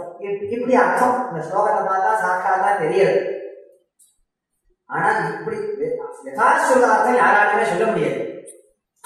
ஒரு லட்சணையான சப்தங்களுக்கு லட்சணையா வச்சிருந்தா அர்த்தம் சொல்லி ஆகணும். பகவத்பாதாள் என்னைக்கு அர்த்தத்தை விமர்சனம் பண்றாங்க, அதனால இங்க பூர்வபக்ஷம் என்ன வந்தது அப்படிங்கிறதுனால, பூர்வபக்ஷம் என்னன்னா சரணாகதி தான் மோட்சத்துக்கு சாதனங்கிறதுனால பிரம்மஞானம் இருக்கு. பிரம்மஞானம் தேவையில்லை, விதஞ்சானம் தேவையில்லை. தஸ்மா சாஸ்திரம் ஆரம்பணீயம். அகஹ சூத்திரகாரா கிமர்த்தம் குதஹ யதஹ. என்ன காரணங்க சொல்றாரு அப்படின்னா, அங்க என்ன அர்த்தம் தெரியுமா? சர்வகர்ம சந்நியாச பூர்வக ஆத்மஞான நிஷ்டா மோட்ச காரணம் அப்படின்னு அந்த காரியகாரண பாகம் தான் அந்த ஸ்லோகத்துல சொல்றார். சர்வகர்ம சந்நியாச பூர்வக ஆத்மஞான நிஷ்டா மோட்ச ஹேது அப்படிங்கிறது தான் அந்த ஸ்லோகத்துக்கு தாற்பரிய விஷயம். அப்படிங்கிறதுனால பிரம்மஞான கர்த்தவிய தேவா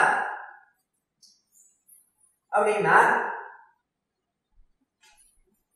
எல்லாருக்கும் பிரசித்தமாக இருக்கக்கூடியதான ஒரு சந்தேகம்.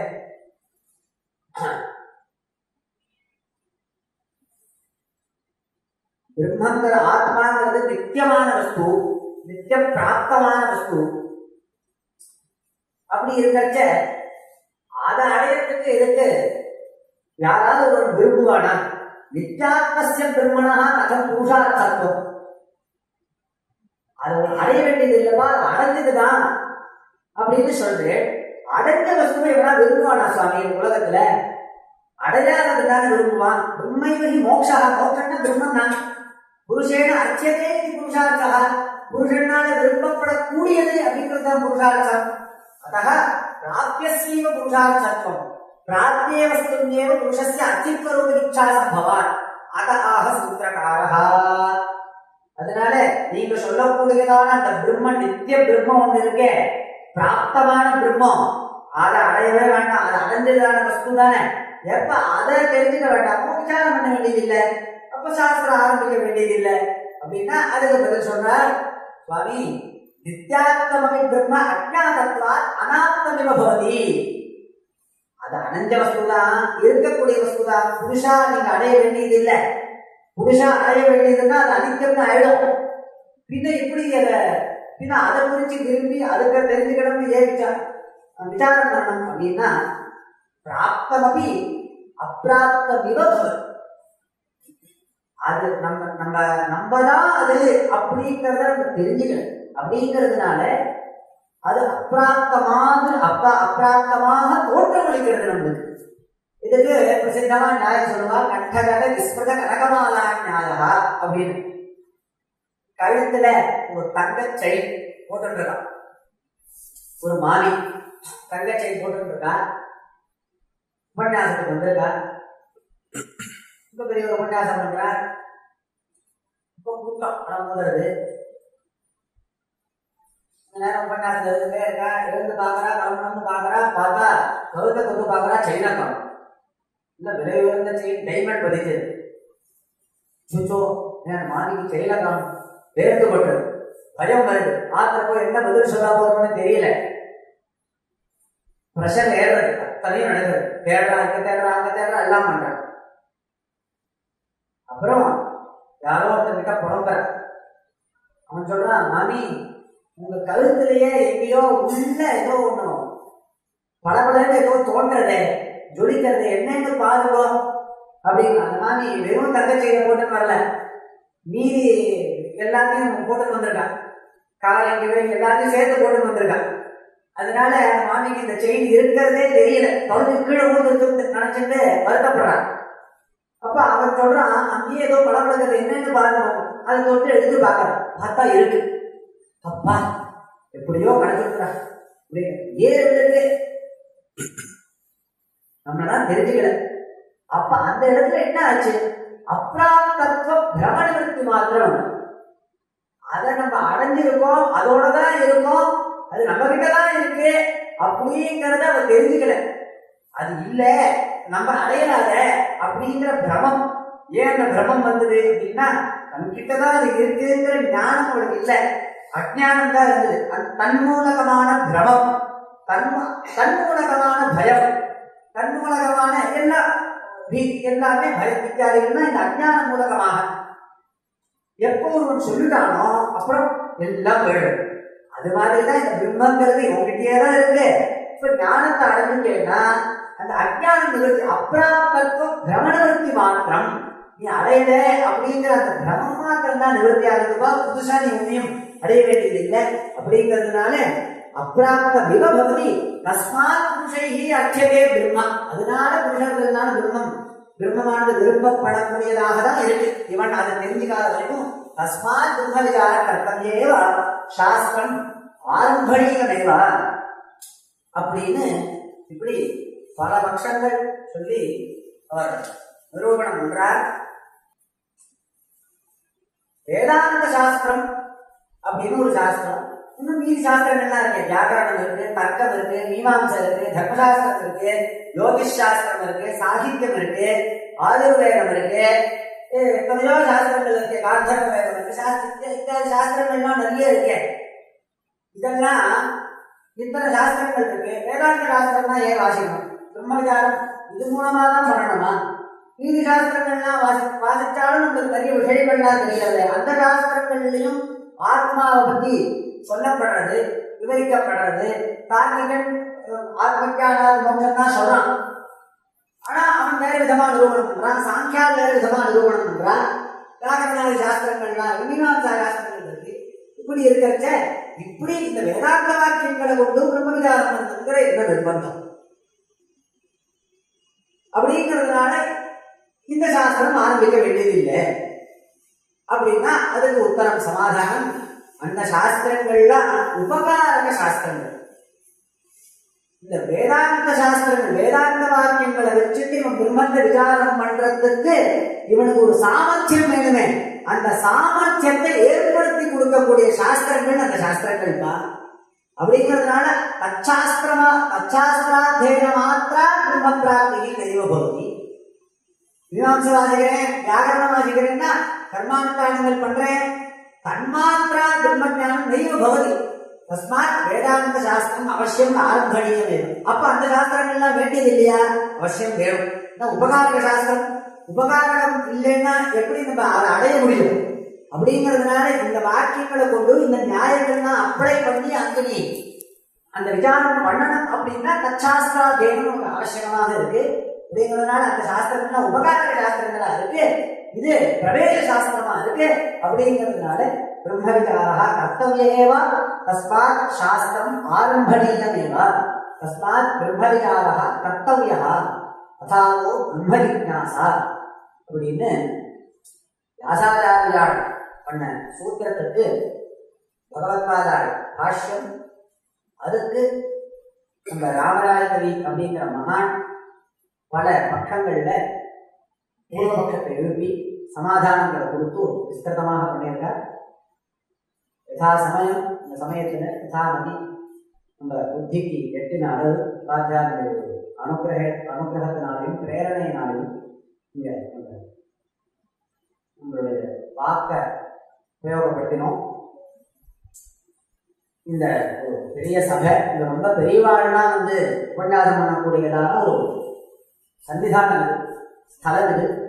நம்மளுக்கும் ஒரு வாய்ப்பு அவகாசத்தை ஏற்படுத்தி கொடுத்ததான கலாசாலையினுடைய ஆச்சாரியாளாக இருக்கக்கூடியதான பிரின்சிபால் பிரம்மஸ்ரீ அருணசுந்தரம் சாஸ்திரிகள் விவாதத்துடைய கிருத்தஜதையை தெரிவிச்சிட்டு உங்களுடைய பிதாவுக்கும் மானசிகமாக நமஸ்காரங்கள் சமர்ப்பிச்சது.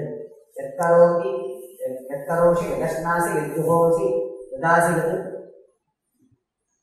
எத்தபஸ்யசி கௌந்தேய தத்புருஷம் அர்ப்பணம் அப்படின்னு பகவானுடைய வச்சனத்தை அனுசரித்து கிருஷ்ணார்ப்பணமான வாக்க சமர்ப்பித்து இதோட பூர்த்தி பண்ணிக்கிறேன். ஹர நம பார்வதி பதயே. இன்றைய தினம் எஸ்ஆர்கே சாஸ்திரத்தினுடைய இந்த 100ஆண்டு விழாவை ஒட்டி ஏற்படுத்தப்பட்ட அறக்கட்டளை, அதன் வாயிலாக நடைபெற்ற இந்த உபன்யாசத்தில் நமது பிரம்மஸ்ரீ ஸ்ரீகிருஷ்ண கணபாடிகள் அவர் மிகவும் அழகாக அகாதோ பிரம்ம ஜிக்ஞாசா அப்படின்னு தலைப்பு இருக்கின்றார். ரொம்ப நிறைய விஷயங்கள், அநேகமா எல்லாரும் அடிக்கடி வேதாந்த காலக்ஷேபங்கள்லாம் கேட்டிருப்பீங்கன்னு நினைக்கிறேன்.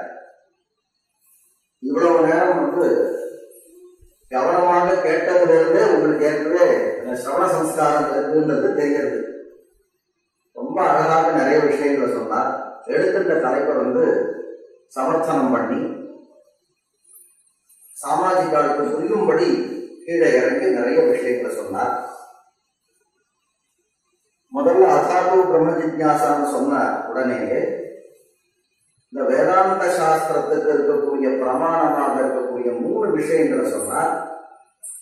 முதல்ல உபனிஷத்துன்னு அதை எடுத்து சொல்லி, உபனிஷத்துக்கு தான் வேதாந்தம் அப்படின்னு பேரு அப்படின்றத சொல்லி, அப்ப அந்த உபனிஷத்துக்கு அடுத்து இருக்கக்கூடிய ஸ்மிருதி ஸ்தானத்துல பகவத்கீதா இருக்கு அப்படின்ற விஷயத்த சொல்லி, ஸ்ருதியாக உபனிஷத்து, ஸ்மிருதியாக பகவத்கீதைன்னு ஸ்ருதி ஸ்மிருதி 2 இருக்கும் பொழுது பிரம்மசூத்திரமே தேவையில்லையே அப்படின்னு ஒரு வாதத்தை, அது இந்த வியாக்கியானமா இருந்தாலும் அது பிரதிபாதனம் பண்ணக்கூடிய விதம் என்னன்றதுக்காக நான் திருப்பி கொஞ்சம் அனுவாதம் பண்றேன்.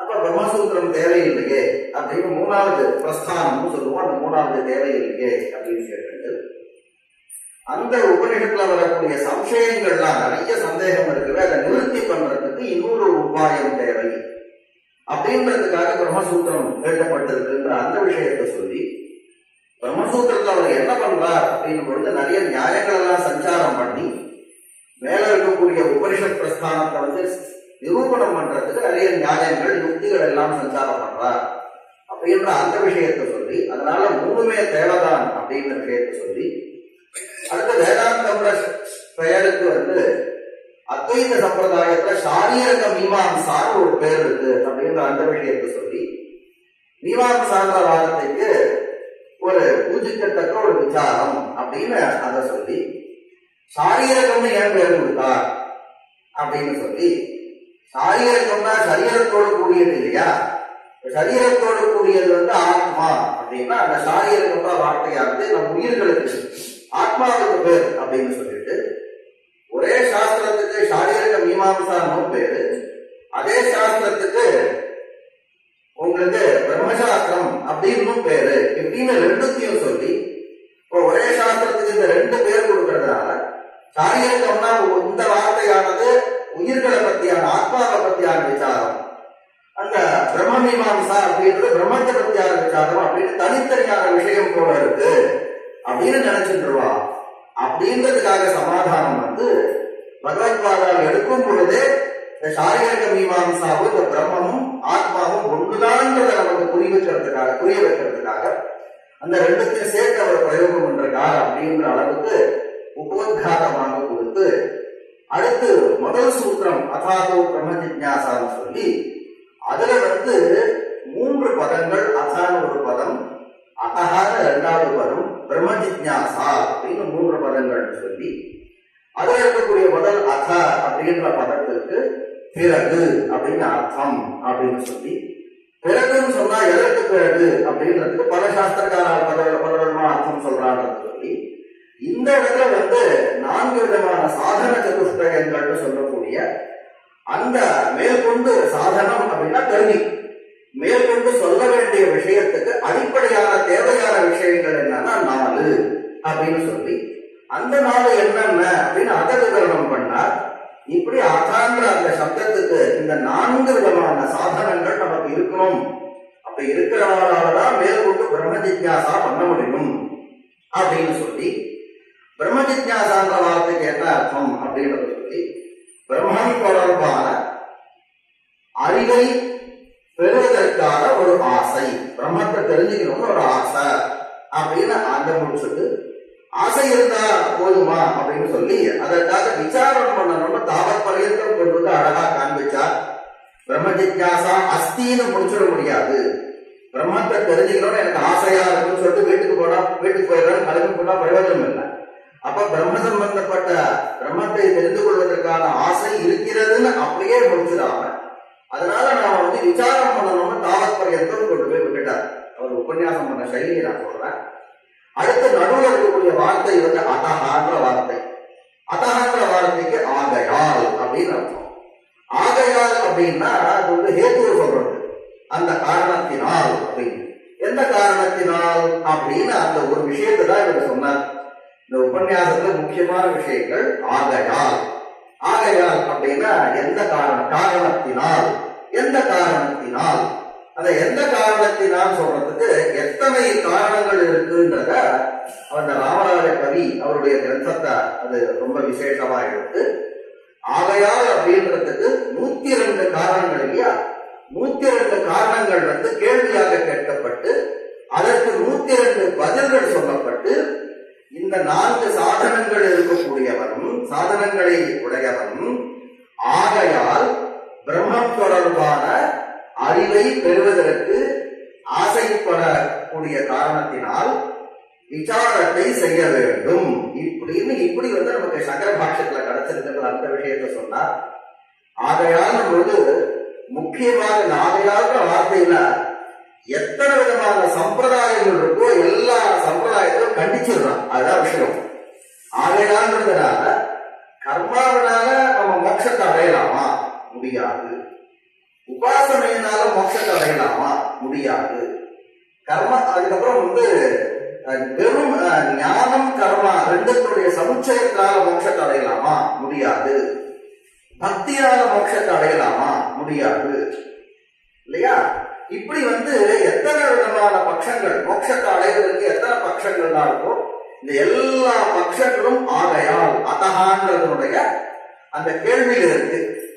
அதஹான்ற ஒரு பதில் சொல்வதற்கு எது கேள்வியாக இருக்கோ அந்த கேள்வியில எல்லாத்தையும் வச்சுட்டார். சொல்லிட்டு ஒன்னொன்னா நிராகரணம் பண்ணார். நிறைய அற்புதமான விஷயங்களை சொன்னார். கர்மாவனால மோட்சத்தை அடையலாம் அப்படின்றதுக்கு அனுகூலமான பட்சங்கள். கர்மாவை செஞ்சுதான் தீரணும், கர்மாவை விட முடியாதுன்னு எத்தனையோ சாஸ்திரங்கள்லாம் சொல்றது அப்படின்னு அனவிவரணம் பண்ணி, அந்த சாஸ்திரத்துக்கு இப்படிதான்ப்பா அர்த்தம் அப்படின்னு அவர் சொல்லிருக்க அந்த விஷயத்தை சொல்லி, அடுத்து உபாசனையினால் அது ரொம்ப நல்லா இருந்தது. உபாசனையினால மோட்சம்னா உபாசனை ஒரே தேவதை உபாசனை பண்ணிட்டே இருந்தா அந்த தேவதை நேர்ல வந்துருது. அதே மாதிரி பிரம்மத்தை உபாசனை பண்ணிட்டே இருந்தா பிரம்மம் வந்துருக்குது அப்படின்னு அந்த விஷயத்தை சொல்லி, அது தப்பு அப்படின்னு அதை நிராகரணம் பண்ணி, அடுத்து இந்த சமுச்சயத்துக்கு உதாரணம் பண்ணி கடைசியில ரொம்ப நிறைய நல்ல விஷயங்கள், அதுல பிரசங்காக்கு நமக்கு சில விஷயங்கள் வந்து நமக்கு தெளிவும் வந்தது. அதுல நான் சொல்லியிருப்பாரு, எல்லாருக்கும் நமக்கு தெரிஞ்சிருக்கோம். நமக்கு வந்து நித்திய நைமித்திக கர்மாக்கள்ல லோகம் வந்ததுன்னா அதாவது நமக்கு பாபம் வரும், பிரத்யமாக பாபம் வரும்னு சொல்றாங்க இல்லையா. அப்ப என்ன பண்ணார், பாபம்ன்றது வந்து ஒரு பாவ பதார்த்தம், பாபம் இருக்கிறதுன்னு நாம சொல்றோம். பாபம்ன்றது ஒரு பாவ பதார்த்தம்னு சொல்லுவோம். இல்லாததுல இருந்து இருக்கிறது தோன்றாது. அதாவது ஒரு இல்லாத வஸ்துவில இருந்து இருக்கிறது தோன்றாதுன்னு ஒரு நியாயத்தை ஒன்று ஏற்படுத்திட்டு, நீ கர்மாவை விட்டுட்ட அப்படின்னு சொன்னா, கர்மாவை விடுறது கர்மாவுடைய அபாவம். அப்ப கர்மாவுடைய அபாவத்துல இருந்து பாபம்னு சொல்லக்கூடிய பாவ பதார்த்தம் உண்டாகும் அப்படின்னு சில பேர் சொல்றா. நீ கர்மாவை விட்டுட்டன்னு சொன்னா பாபம் வரும். ஏன்னா அவன் என்ன சொல்வான், ஞானத்தினாலதான் மோட்சம் அப்படின்னு சொன்னா கர்மாவை விடுறேன்னு அர்த்தமாச்சு. கர்மாவை விட்டுட்டன்னு சொன்னா பாபம் விடுமே அப்படின்னு எதிராக கேள்வி கேட்கிறான். அதற்கு அவன் பதில் சொல்றா அப்படின்னா, ஒரு சின்ன ஒரு கேள்வி கேட்டுட்டு, கர்மாவை விடுறது அப்படின்றது அபாவம், அபாவத்திலிருந்து பாவ பதார்த்தமானது உண்டாகாது அப்படின்னு அதை சொல்லி, அதற்கான சமாதானமும் இன்னொன்று ஒரு நல்லா இருந்தது. நீ வந்து அந்த பாபம் வந்தது கர்மாவை விட்டதுனால ஒன்றும் அந்த பாபம் வரல, கர்மாவை விட்டுட்டு வேற ஒரு காரியம் பண்ண இல்லையா, அதுல இருந்துதான் பாபம் வந்தது அப்படின்னு. அது இதெல்லாம் சாஸ்திரக்காரர். சாஸ்திரம்ன்றது எப்படி இருக்குன்னு லௌகிக்கால் தெரிஞ்சுக்கணும்.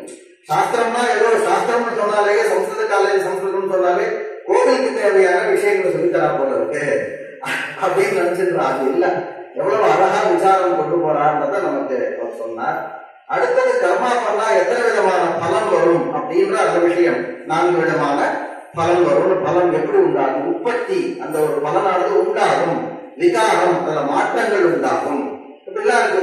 பிராபியம் சேதி திரிதாமத்தம்னு நமக்கு 3 விதமாக இருக்கு. இப்படி சாஸ்திரங்கள் வர்ணனை பண்றது. அதெல்லாம் சொல்லி அப்படின்னா நீ நமக்கு இந்த கர்மாவை பண்ணா அந்த பலனானது கிடைக்கும் அப்படின்ற மாதிரி, மோட்சம் நமக்கு கிடைக்கும்ன்ற மாதிரி அந்த விஷயத்தை சொல்லி, மோட்சம் புருஷார்த்தம்ன்றதை சேர்த்துட்டு அது பிரசங்கான்னு சொன்னார். தர்மார்த்த காம மோட்ச சதுர்வித புருஷார்த்தம் நாம சொல்றோம். மோட்சம்ன்றது இந்த சம்பிரதாயத்துல இருக்கு, எப்பொழுதுமே சித்தமா இருக்கு. நாமளே பிரம்ம மோட்சம் எப்போ சித்தமா இருக்குன்னா, சித்தமான பொருளுக்கு புருஷார்த்தம்ன்ற கேட்டகரிக்குள்ள வராது.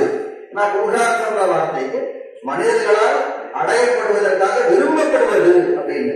விரும்பப்படுறதுன்னா என்ன அர்த்தம்னா, என்கிட்ட இல்லாததாக நான் விரும்ப முடியும். அப்ப அது விரும்பப்படக்கூடிய பொருள்னா என்கிட்ட இல்லைன்னு அர்த்தம். அப்ப மோட்சம் இருக்குன்னு ஒரு பக்கம் சொல்ற, மோட்சம் எப்பொழுதுமே சித்தமா இருக்குன்ற. ஆனா மோட்சம் புருஷார்த்தம்னு சொல்ற. புருஷார்த்தம்னு சொன்னா இல்லாதத தேடணும்னு அர்த்தம்.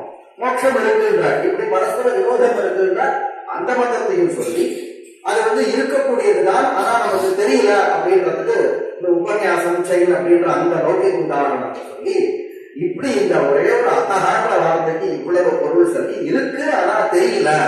அப்ப இந்த கடைசியில் சாஸ்திரார்த்த விசாரம் எதற்காக தேவைன்னா, இந்த அஜ்ஞானங்கள்லாம் நிவர்த்தி ஆகிருக்குன்னு சொன்னா இருக்கக்கூடிய ஞானமானது தானா நமக்கு தெரியும் அப்படின்றதுதான் இந்த சாஸ்திரம் நமக்கு முக்கியமா மோட்சம். அதற்காக இந்த சாஸ்திரம் ஆரம்பிக்கணும் அப்படின்னு இந்த அத்தகான்ற ஒரு வார்த்தையில சாஸ்திரத்துடைய ஆரம்பத்தை சமர்த்தனம் பண்றதுக்கு இவ்வளவு விஷயங்கள் இருக்கு அப்படின்றத மிக அழகாக இந்த சுருக்கமான நேரத்துல நமக்கு ஸ்ரீகிருஷ்ண கணபாதைகள் மிகவும் அழகாக விளக்கினார். அவருக்கு இந்த கல்லூரியின் சார்பாகவும் அறக்கட்டளை சார்பாகவும் மற்றும் வந்திருக்கக்கூடிய நமது கிருஷ்ணமூர்த்தி சாஸ்திரிகள் அவர்கள் குமாரர் சார்பாகவும் மனமார்ந்த தன்யவாதங்களை தெரிவித்துக் கொண்டு, வந்திருக்கக்கூடிய அனைவருக்கும் தன்யவாதங்களை தெரிவித்துக் கொண்டு